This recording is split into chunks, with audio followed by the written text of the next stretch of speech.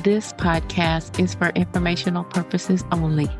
Personal views and opinions expressed by our podcast guests are their own and not legal advice, neither health, tax, nor professional, nor official statements by their organizations. Guest views may not be those of the host. Hello, and welcome to AI or Not, the podcast where business leaders from around the globe share wisdom and insights that are needed right now to address issues and guide success in your artificial intelligence and digital transformation journey. We have a wonderful guest with us today, Carroll Bernard. Carroll is co-founder of Govology.com.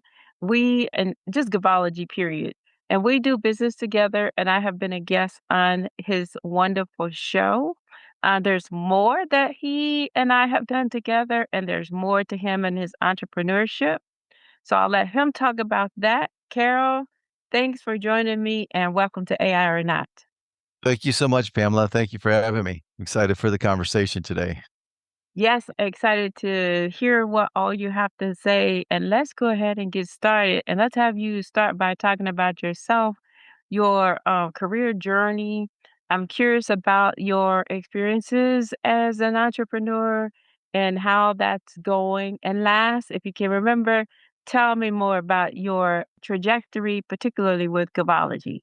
Yeah, absolutely. And so, in just a brief kind of nutshell, I'll try to go through it very fast. So, let's go back to the year 2001. Well, and even before that, I was in the Navy.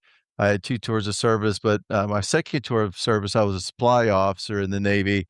And I did about 13 years in total service in the Navy. And then when I was in the Supply Corps, that's when I started getting involved with the acquisition community.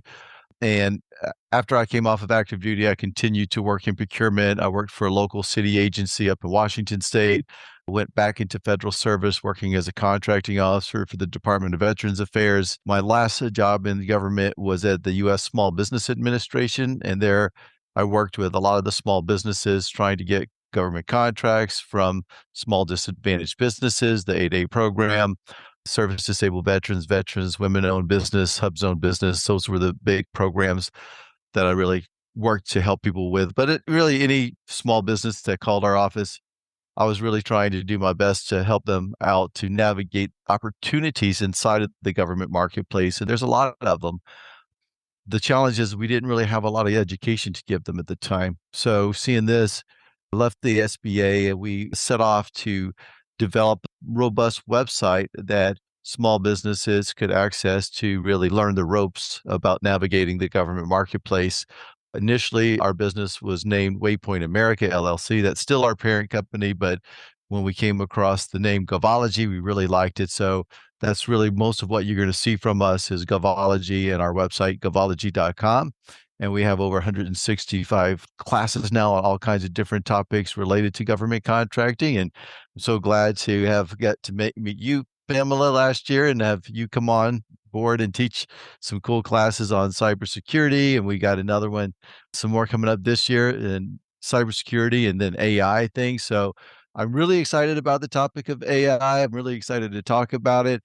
And that's about where we're also looking in our business. So basically, the last decade plus, we've really been focusing on developing this educational platform. We've got over 25,000 students that we've trained through the platform. Since then, we've worked with a lot of centers, grant-funded centers, Apex Accelerator centers across the country that can get our education through our partnerships with those centers at no cost to them a lot of times. And so it's just really been a great ride. But I'm continuously looking to how do we basically continue to help businesses navigate this marketplace, because even with the education, there's still some challenges. And I got excited about education like more than a decade ago, and we had a great run. And I'm really now excited again about this opportunity within AI because I'm seeing some things that where small businesses could really start to level the playing field for themselves instead of trying to wait for government to level the playing field for them. It's like there's a lot of tools that people can put into play. And some of the big companies, they can't move as fast, and they've got more people that they need to deal with. And so I can't wait to see what the future has in store, but I also am a little bit concerned at the same time from some of the businesses that I still see that I've talked to last year. They're like sitting on the sidelines.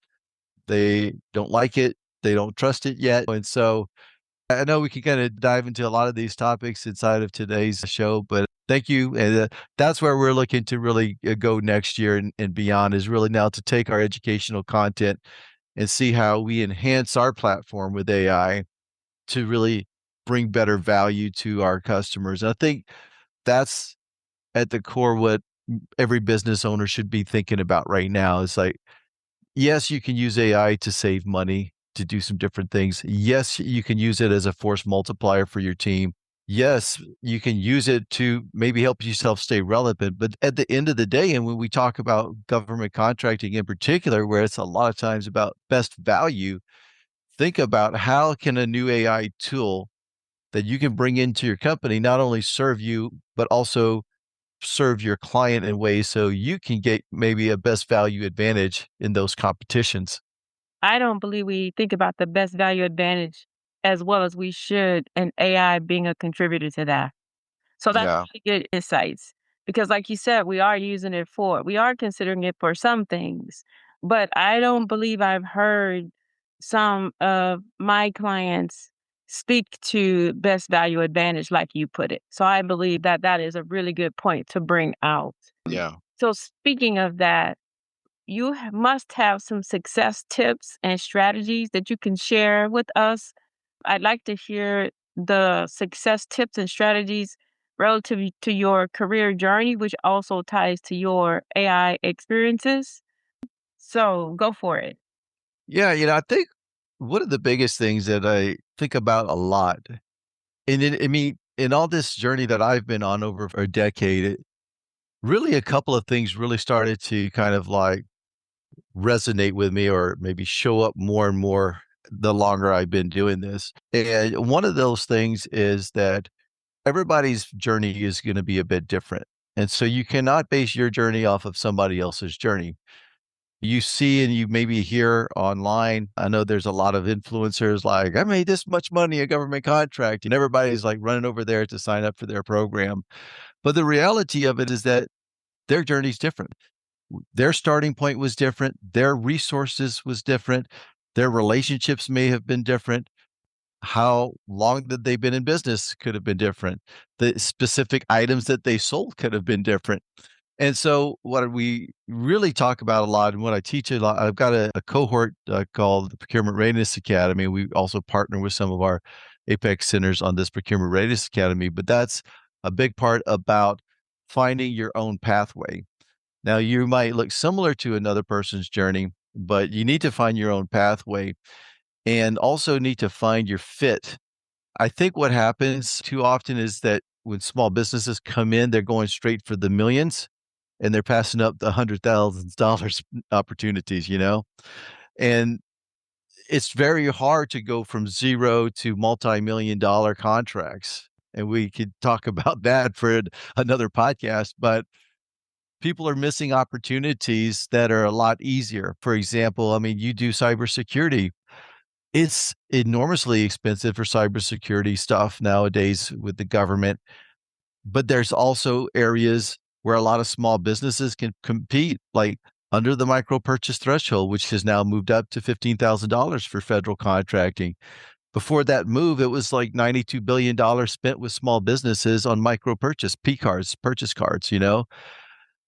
But they're never going to really put those out as a solicitation because they don't have to. So you have to have a completely different strategy in navigating your own sales channels to get that type of a business, other than maybe a big company that's been in it for years and they're just waiting for those recompetes to come out and they're doing their big, huge proposals. They got a 6-person to 10-person proposal writing team, etc. So that's, I think, one of the biggest tips that I would say is like for any business coming into this market, just think about what your starting point is and don't get too frustrated if you're not seeing it right away materialize for you into those big contracts because there's a pathway and there's a lot of opportunities to participate, and not just in the federal, but if we look at expanding out beyond to state and local, their spend is like 3 times the size of the federal government. So you're talking about like 700 plus billion with feds, like probably about 1.5 billion with state and local. And state and local can also be a little easier for folks to access as a starting point. So that's the one thing that I would say is that don't try to do the one size fits all strategy. And really, that's why I'm such a advocate for education, because I think really, without the education, if it's not impossible to succeed, it's very hard. And if you do succeed without the education, you're setting yourself up for a lot of bad things that can happen within non-compliance of meeting certain terms. And we see it every year where like, oh, this contractor didn't pay the prevailing wage rate on their subcontractor. They owe now $1 million. I agree. So I think the point about find your own pathway, I know when I first launched my small business, I remember thinking that this is going to be so good, right? I went through the typical cycle where you're like, okay, we're going to go out here, we're going to do this, we're going to launch, and we're going to kick off this, we're going to do that. And then it started out like I thought people would invest faster because I knew who I was from being from Mhm. government, da da da da. All of that took time. Oh, yeah. It's kind of funny because, I went to try to sell some of the folks that I used to work for, and that was the hardest business to get for me. Literally, sometimes took me 4 or 5 years on calling on them, and you never know who's gonna give you a chance. Yeah, again, even our journey, like, when I started out, just because I was able to understand those procurement thresholds, and I basically purposefully set the pricing of what we had at the lower tiers below those micro purchase thresholds, so that if I design my journey and design my sales process that I could activate and execute on at the end of that journey, if I could convince somebody that what I had was value to them, the purchase could happen without having to go through competition and a bunch of hoops. Mhm. Once you go over certain thresholds, now the competition has to kick in. And the bigger that the contracts go, the more the government is going to be reliant on those past performance and past experiences. I do think that what you described is a success tip, right? So form your own way, establish your own pathway, know that it takes time, keep at it, and then go for it's okay if you want to be a part of a larger organization, but a larger contract. But like you said, sometimes the starting point may be the micro Yeah. opportunity. So I believe that that is a good tip. So I appreciate that. I will give one more tip that's related to AI since we're going to be talking about AI today. I think a lot of opportunities don't really exist in the world of incumbency, which means that, like, here's what the government's always been buying. Like, here's the construction. We always buy this. But they do have the people that they like to buy from, and sometimes it's hard to come in and unseat incumbent contractors that's been working in there for a long time, that's had the relationships. So what I like to look at is where are the gaps or where are the challenges that are not being resolved. So if you're talking to customers or prospective customers, this is something important to ask them. Like, what is the challenges and gaps that are not being resolved? And I think that with the AI tools coming into play, that small businesses can now employ to help to solve some of those challenges and gaps like they've never been solved before. I tried to do this with the acquisition education at the VA, which I used to work for. By the time I got to the director of a particular place, they're like, "Oh, we have somebody for that." I'm like, "Yeah, but are they gonna be here forever?" But, people don't like change in the government too much. So they would like to keep working with the contractors, but sometimes that competitive cycle is not always fair, in my opinion. How do you use AI to help you add value to your services that you bring to the table and also communicate and convey that value. Speaking of AI, we have talked about the use of AI tools in past conversations. So we've talked about that. I am wondering if you can talk about more about what you are finding available and relevant for government contractors, and think about it from early pursuit. You talk about acquisitions, so Mhm. the early pursuit to acquisitions to performance and beyond. What are you finding that's useful, and give us some examples? Yeah, so I haven't used a lot of the proposal writing. I haven't used any of the proposal writing tools, but right now I'm not pursuing prime contracts. Most of my work in government contracting is on the subcontracting level right now. And again, my journey is different than others, right? But one of the things that I have seen that's been more popular out there is some of the AI proposal writing tools. Just a few names that I've heard of: Rogue AI. There's another platform called Cletus. I met the owners of that company out in DC last year. Seemed like really nice guys, and I intend to have a meeting with them and seeing maybe how we can collaborate. One of the interesting things about the proposal writing thing, everybody wants to rush to the proposal writing. Everybody wants the proposal writing training. If I send out a survey right now to our community, I can guarantee you the top request would be for proposal writing training. And we do proposal writing training. But I think that there's a miss there because the proposal writing is the last step in the formalization of you putting in an offer to an agency that's going to consider that offer. And what a lot of people miss is all of that preliminary legwork that takes place.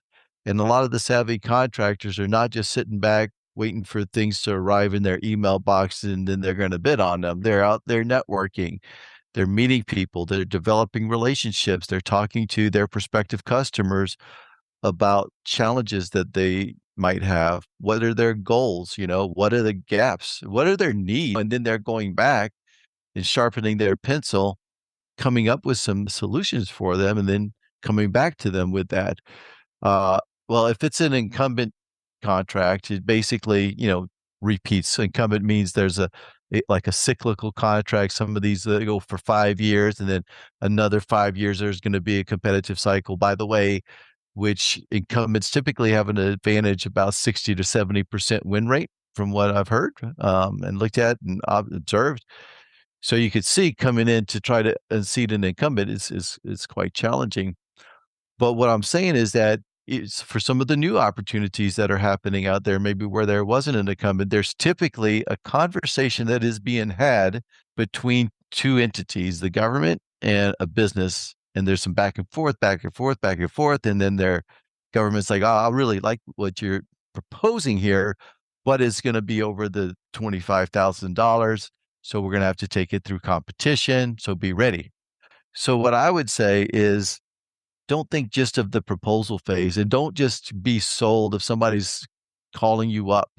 It's like, hey, we can submit 100 proposals a month on your behalf. Okay, well, that sounds good, but without really understanding the agency's requirements and what the compliance metrics are and preparing yourself in advance. I mean, look at you teach cybersecurity, Pam. I mean, it's like, okay, if you want to sell to the DoD and what you sell requires you to be CMMC like level 1 or level 2 certified, and all of a sudden you buy a proposal writing tool that's going to send out 100 proposals, that's not going to do you much good because you're not going to be eligible to get that contract because you have not done any of that preliminary legwork in preparation for that opportunity. You could pay 20, $25 a month to have a Chat GPT Teams account, which does not get trained. They don't use that data to train on models. Now, you don't want to put sensitive information in those models. That's why AI is not a push button solution.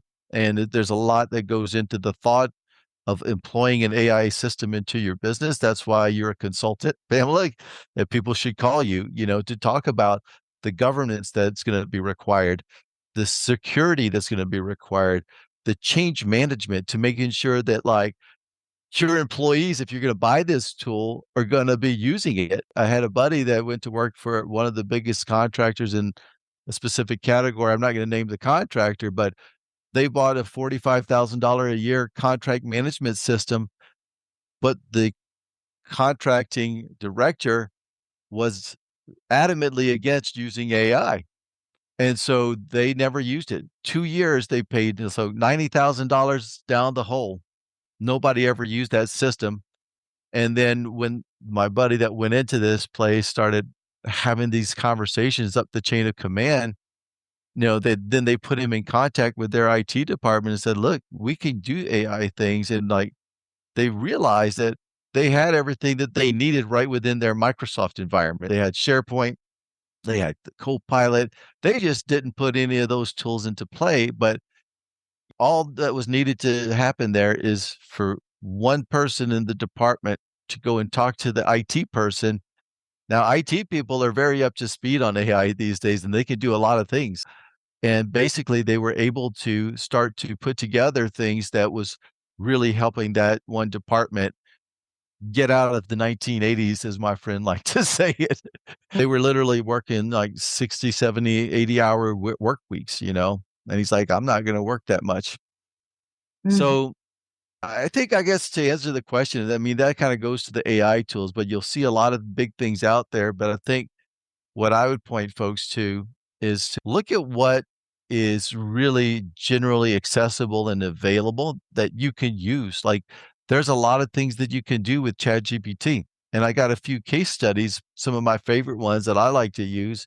Number 1 is just brainstorming and guidance. I work with ChatGPT almost on an hourly basis throughout the day. I'll use it for strategy, I'll use it for helping me assess things that I'm going to buy both in my personal life and in my business life. It's probably saved me thousands of dollars. I've used it for contract review and contract creation. It works great for that. In fact, I'm a service disabled veteran. I've got the certification. Last year, somebody was proposing a partnership with me, and I'm like, "All right, well, send over your contract." They did. And rather than having to go back and forth with my attorney 5 or 6 times, which cost a lot of money, I basically put the contract into ChatGPT and I said, "Show me what red flags might exist here. Also, because I'm a service disabled veteran on a small business, show me any way that this document might put my certification in jeopardy." And this is something important for small businesses to really take into account when they start signing contracts with people, because the government looks at those contracts and how things are interacting between parties. And so it also flags some concerns.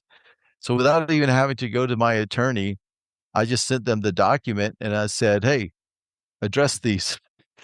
And they never really came back to me with it. And that partnership never happened. But that could have been 5 or 6 trips back and forth to the attorney. Now, I don't want to devalue attorneys. No, Uh, no. I would have certainly what my plan is now is to kind of go back and forth with the party that I'm having a contractual discussion with, iron out as much as I can, and then get maybe a finalized clean document to my attorney, because I fell into that hole like the year before last. We went after this huge grant. I was working out with a DC attorney because I wasn't very versed in the grants world as I am in the federal contracting world, and we went back and forth, back and forth, back and forth.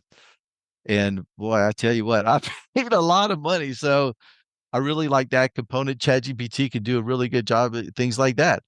Writing sales and marketing copy. We use it a lot now for creating titles and descriptions for some of our training on our website. But just overall, one of the things that I'm really excited about that we're adding in 2026 here, and it's going to roll out any day now, but at Govology.com, we're adding our first AI enhancement to our platform, which is a chatbot named Sammy. And Sammy is going to initially start out as a concierge slash support assistant. So we're kind of tying it in with our support desk. And so people can kind of look from FAQs to kind of get self-service without having to submit a support ticket. And if they kind of run the course, and they can't find that help, it can just create a support ticket for them. But it's also going to help people start to come to the website and ask, like, for example, like, what do I need to know about cybersecurity? It can tell them a little bit, but then it can lead them and help them find some of the courses that are in our on-demand library, where sometimes once we get those on demand, people don't necessarily know to go and look for things over there. So it's gonna be a nice enhancement to sit on that front page and basically help people find things better. But then as we go through the year and into the future, we're really looking at, like, how can we use Sammy to enhance the value of educating our students? And I think about the ultimate form of education. Have you ever seen The Matrix? So that little scene where, like, Neo asks Trinity if she could fly, this, helicopter, she's like, "Oh, hold on." She links up and, like, it downloads and she's gone, you know? That's the ultimate. And, like, some people would say that, like, we may not be that far from that kind of a thing, but that's kind of freaky, to be honest, but, like, how fast can we help somebody know what they need to know to go off and do what they need to do is my goal. And I think this next enhancement of Sammy that Elena and I is Elena is my wife, business partner, and CEO of our company, and the technical architect of that. And we've been putting in a lot of work into that, and we're excited to get that rolling out. That's exciting. I look forward to hearing more about how Sammy is being helpful. Yeah, absolutely. I'm I sure we'll be talking about it a lot next year. I look forward to working with you, period. But I'm really interested to hear how you are collecting the information from Sammy because you realize you've now got a repository that you're creating that Yeah. will learn from that. But then there's a lot you can do with that while we respect people's privacy. There's a lot you can do with that information to make your platform even better. Yeah. But this is just one of the ways that I see a big opportunity, and I think about small businesses and websites, right? Mhm. It's like for a while, it took a lot of small businesses. There's still some people that struggle with getting a basic website up. There's AI tools that basically you can basically speak into ChatGPT, tell it what kind of website you want, and get instructions and go into a tool like Gamma.io, plug that instruction in there, and it will create a website for you that all you need to do is tweak it. You hit a button to publish it, and you've got a website. So that's the kind of thing where it's like it's making just simple things like that used to be hard, simpler, right? And now I start to think about, like, what we're doing with Sammy, and I can see into the future where everybody's gonna have an AI agent or a little bot right on their website that can interact with customers. And if government contractors, like, if somebody's come in there, it's like, "Okay, look at our products and services and past performance." But maybe once they start to plug all of their past performance and information about their projects into the repository and their approach and all of these things, their customers can go right to their website to just learn more about that contractor and how they operate and where they serve and the whole 9 yards. I think that's actually a big area of opportunity for a small business that wants to be a website enhancement person. Of course, they're probably gonna have a better title than website enhancement person. I don't know what they would be called, AI enhanced website architect? Who knows? But at least the opportunities. The thing is that there are opportunities, and it's based on keeping up with what's trending, and Yeah, the small businesses then going after that because sometimes those that are really, really big don't really have the bandwidth. So there's an opportunity yeah, for the small businesses to grab it and capture it right away based on our experiences. So we see that there's that need. So I think that that's good. Since I heard you mention some of the challenges as well as you've talked about some of the opportunities. You gave some good examples of AI investments and the example. So here's the thing with the investments. So I'm big on governance, as you mentioned. yeah, I think that it's really important to understand the business case up front, the business yeah, case, and also the research that happens up front. But what you were, or at least some of what I heard, is the discussion needs to happen on why AI instead of a non AI solution. What mhm, business problem is it really going to solve? What does success mean? Right. So you yeah, say, like, Like these kind of conversations, who's involved in the decision making and how will it benefit them? And when you Yeah. start to not think about who will benefit from a holistic perspective, then that's when we end up making investments or you invest and no one uses it. And so it's like, Yeah. and then who bears the risk? Who bears the reward? Who bears the downside of the benefits? So there's Mhm. benefits, and then who bears the downside, or who's accountable? And Yeah. then how are the risks going to be treated? Are they going to be treated as a technical or organizational situation, right? Organizational risk, because we got to be prepared to know what to do about it. And a lot of times, so you've heard me say this before, like I say this, like I learned this years ago, like when I first started my career, the happy path. Like we just think everything's gonna work like we intended it to work. Why do we do that? Yeah. Why do we do that? We know that that's not the case. That's not even life. Yeah. I can hardly do something one day one way and repeat that same path the next day. It's Yeah. just not life. And so I think that variety is an opportunity. Variety is that opportunity is right there, right? Because things are not always the same. And when we're vetting and testing, small businesses could help with understanding like what are some other things to consider. It's not Yeah. that they're being negative, it's they're considering all different pathways, right? And so that's an opportunity, I think, for small business. But you've heard me talk about that before, right? So, but Yeah. governance is so important, and you alluded to that and mentioned it a couple of times. So I just wanted to reiterate that.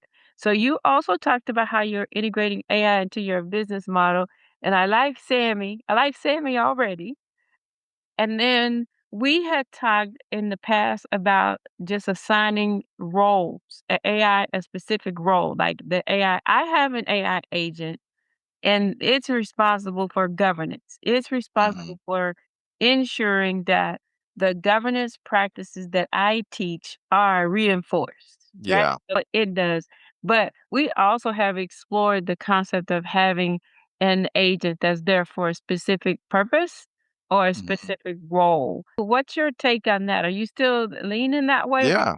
We haven't got that advanced yet into it, where we have been able to implement it, but the way that I look at our small organization, I mean, we are like 2 full-time employees that do a very big job. Like, a lot of times, people think that we're bigger than we are. We have 2 full-time employees, myself and my wife, and a couple of, like, part-time helpers, and we've got some contractors and, like, our education partners like yourself.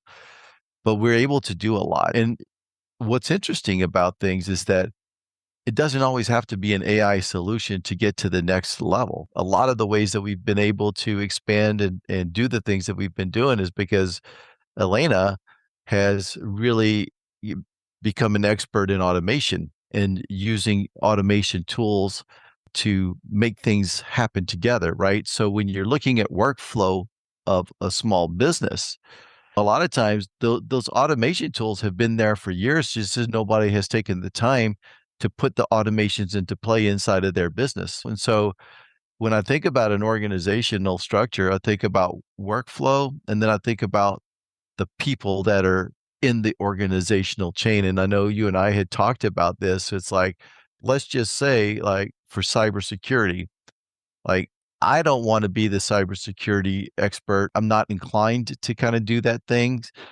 Can there be an AI agent? And a lot of people don't even know what an AI agent is really these days, which is different, which is basically, think about a person in your organization that maybe you don't have. Now, the big companies are just replacing people with AI and agents.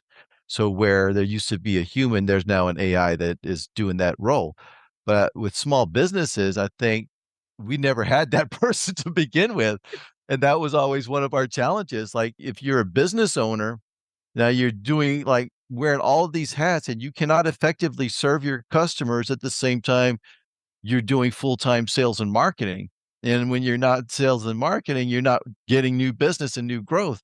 So I see where we can now start, and this is where we're going to be looking at in 2026 to take a look at, like, who's in our org chart, like, where is Elena and I?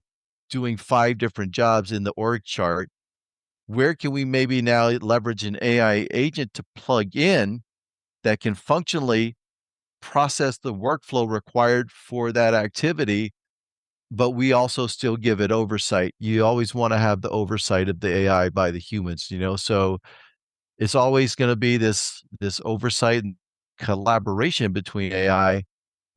And I think that that's what a lot of people are kind of missing this day. There's a lot of education that needs to happen out there, and that's why I'm going to be sharing. Before we end this, I want to give a couple of points of direction for folks to maybe go to if you want to really start getting up to speed with the AI things. I've got a few suggestions before we go today, so let's Okay. make sure we circle back to that one. So that was really good. I like the fact that we want to use AI. We want to assign AI a specific role within the organization. And we have to strategically think through what makes sense. Is it a business analyst, right? Is it the business Mhm. analyst role? Because, or is it a mini researcher or the early stages of research? Maybe we give that to the AI agent to do, where we have to think through that very A strategically. And and I they, and I think sometimes where do you start?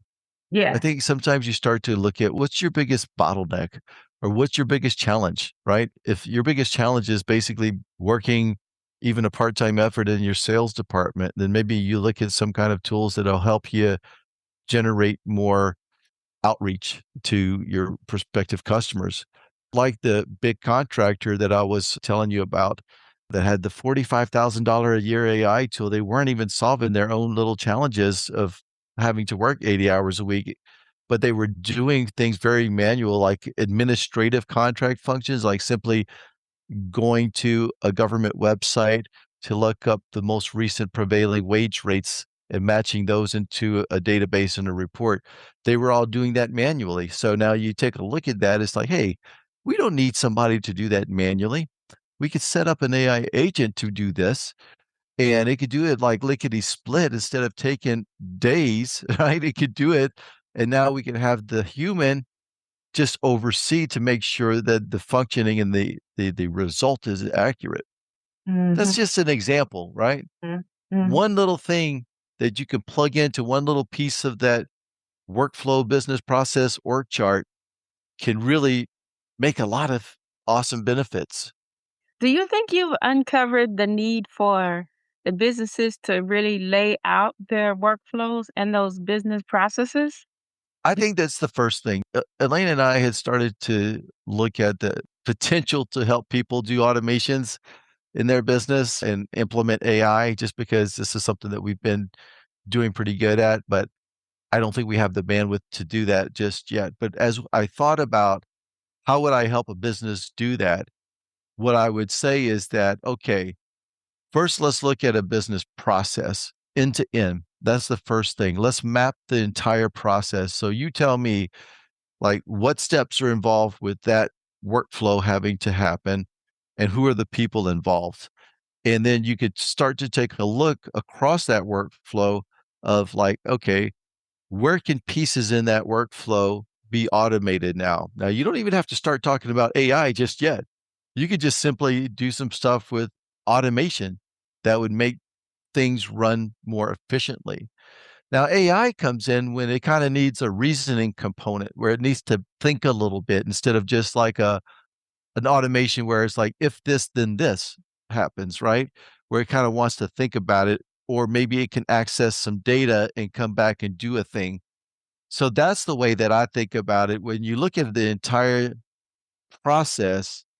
And I think that that's where, like, if you were out there shopping for AI and you were going to a consultant and said, like, I want this end-to-end process to be done by AI, well, they'll sell you something and it's going to be very costly.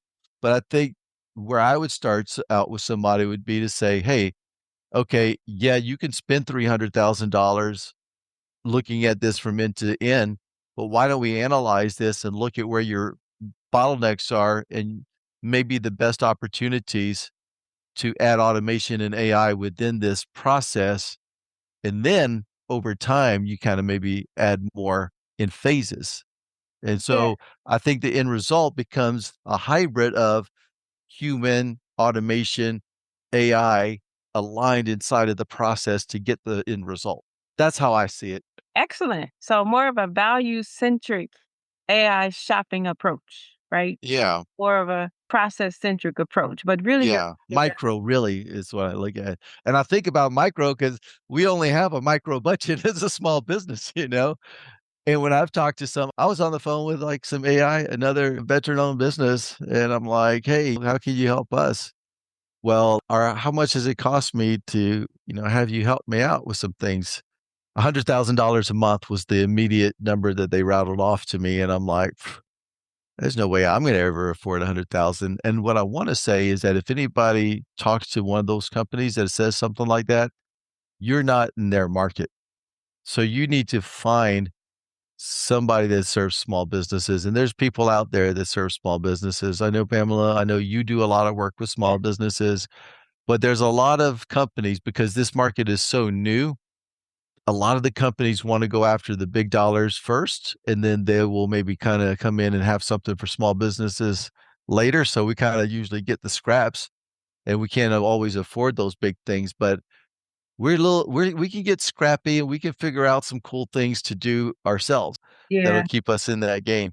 Yeah, I'm all about supporting the small business because that's what makes the world, better, right? So, I'm Absolutely. all for supporting the small businesses. That's just what we do, and it's pretty cool, right? So we can be as creative and as innovative as we can, and there's not a whole lot of bureaucracy. I mean, you still have to be compliant, but I am definitely in favor of the innovation and the entrepreneurship that small businesses bring to the table and that flexibility.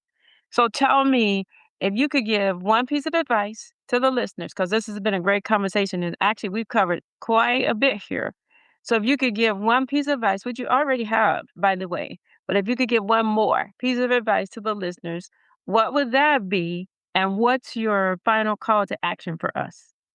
Yeah, so the one piece of advice, and this is kinda just general, for government contractors and new contractors, and specifically small socioeconomic and disadvantaged businesses out there. So again, small disadvantaged businesses, minority-owned businesses, service-disabled veterans, women-owned businesses, hub zones. The one piece of advice, if you're coming into the federal marketplace, is that don't think that diamonds are falling out of the sky for your certification type. It's not that easy, and I say that particular phrase because I literally had one of my former clients send me an email that she got that was the subject line, that diamonds were falling out of the sky for women-owned small businesses. When in reality, unfortunately, women-owned small businesses is the one of the least used set-asides within the federal marketplace. But I see a lot of people that have a certification, and they think that that's going to be the thing that gets them the contract, and it's not. It is the value that they bring to that agency, and if they happen to have that certification, then great. And I think it does open some doors and does have some help. But we're seeing a lot of a diminishing of what was the 8A program inside of government contracting right now being more diminished. A lot of people that are in that program or have been looking for that program are like, well, how am I going to get business now? And I think at the core, when you think about why is this small business certifications exist in the federal marketplace, I think the was to create a sheltered marketplace where small businesses could compete up against other small businesses, um, and get some wins early on, and then kind of grow, and then get that past performance and experience that they didn't have to go on and do bigger and better things.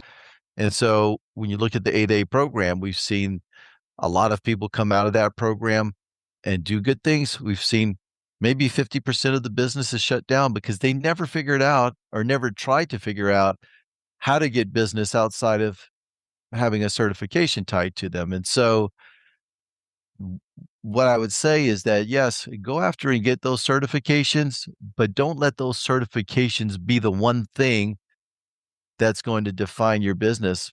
I have an SDVOSB certification, and I intentionally don't use it. I mean, I don't need it for the type of businesses that I go after. I've had like one training contract with the VA, but I didn't make it all about like, oh, I'm a service disabled business. I got preference with the VA. I'm going to put all my eggs in that basket. I didn't look at it that way. I looked at it like, okay, where can I be of value? Where do I want to operate and where do I not want to operate? And I think that third piece is really important because especially when I was a solopreneur, my wife was, part-time in the business and full-time professor at the University of Portland. I didn't want to have all of the administrative burdens directly with a big contract. And we've built a nice little business just within micro purchases. And so that's easy business. And it's business that kind of like helps you sleep at night because, you know, it's not like I can't explain it. You probably know what I'm talking about, Pam, but like I've worked with thousands of businesses over the last 10 years, and there's just a certain look in the eyes of a government contractor, small business that looks just like, I don't know what. And I've seen a lot of my friends, they just have a lot of challenges administratively with the bigger contracts and tied to the certification. So I guess that would be the one piece of advice. Like, and if even if I was giving that to my kids, I'm like find somewhere small to start. And I actually later this month on the Govology platform, redoing one of the trainings that I've did in the past, which is called How to Get Your Foot in the Door with Micro Offers. I might have changed the name a little bit, but that's the whole part of it. It's the strategy of coming in below the threshold where you don't have competition. You don't usually have those like kind of big taxing cybersecurity requirements for CMMC if you're doing DoD acquisition, but it's easier business and it's less competition. It's no competition when you're able to do it. And I even tell this to people who have big product to sell. You look at something that's called the value ladder in business, where it's like, what is the first thing that you can offer to your customer that's low risk and get your foot in the door? Right. So, like a dentist, like if they're doing a teeth cleaning, right? That's the foot in the door. And then when you're in, they might upsell you on whatever braces or what. Right. So basically, that's the key, I think. And it's like you have bigger things that you want to sell, but if you could have some a foot in the door offer, now that gets you into the circle of somebody that doesn't usually want to talk to you in the government because everybody in the government is busy. I mean, especially now with so many people being cut, they're busier than ever. They have less time than ever before to sit there and take a meeting with somebody. But if somehow you could get that micro offer in, the two things I would think about, like, don't get hung up on the certifications and think about how can you come in and play the game at the easier level and then graduate up into the major leagues. And so what's our call to action? Is it to look for the micro offers? Well, the call to action is this. Number one, I would say get to know Pamela Isom, look up her background, and she is an awesome person. And I'm so grateful to have her on the platform. And I hope that with whatever she's doing on Govology in the future, be sure to come in and take those trainings that she's going to be doing both on AI and cybersecurity. I know I'm planning on launching a group pretty soon, a monthly, kind of like a monthly meetup just to talk about AI. I've already kind of started this with the Apex Accelerator groups, but in 26, I want to broaden it out. So if you are not a member of Govology already and you want to kind of get on our distribution list just to see what we got coming out for courses and trainings, a lot of it you can get at no cost to you, either because we do it for free or you can go through an Apex Accelerator that basically sponsors the training on your behalf. If you don't know what an Apex Accelerator is, look it up. This is a DoD grant funded program to get people out there in the field in your local areas to support you in government contracting. So I would encourage you to get the education, join whatever groups that we're starting, listen to Pamela's podcast, start to wrap your brain around this stuff, right? I think that that's the starting point is like you got to start to wrap your brain around it, maybe go and read some books, watch some YouTube videos. But in terms of being able to kind of level up your AI game, there's nothing better really than to getting in there and doing it, you know, going in, set yourself up with a ChatGPT account. I'm not a ChatGPT salesperson, but like for 25 bucks a month, you could do some amazing things like run your capability statement, ask ChatGPT to review your capability statements. Remember though, don't put sensitive information inside of an unsecured system.